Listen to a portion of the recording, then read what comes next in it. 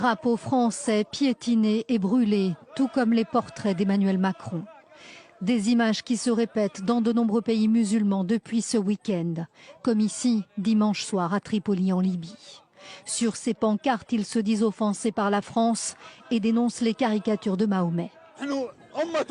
Nous sommes une nation dont le chef est Mahomet, que les prières et la paix de Dieu soient sur lui. Nous n'accepterons pas cela. On ne sera pas vaincus. C'est Macron et la France qui seront vaincus. Dans plusieurs pays, comme ici en Jordanie, les produits Made in France sont retirés des rayons. Sur les réseaux sociaux, les hashtags en anglais « boycotter les produits français » ou « nous aimons Mahomet » se multiplient.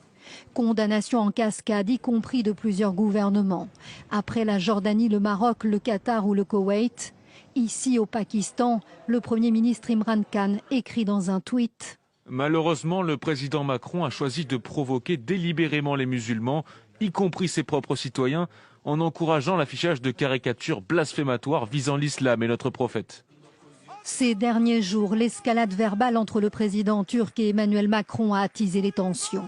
Ce dimanche, Recep Tayyip Erdogan a de nouveau attaqué la santé mentale de son homologue français.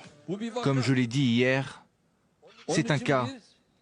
Et il a donc vraiment besoin de subir des examens mentaux. Ce dimanche soir, Emmanuel Macron est resté ferme.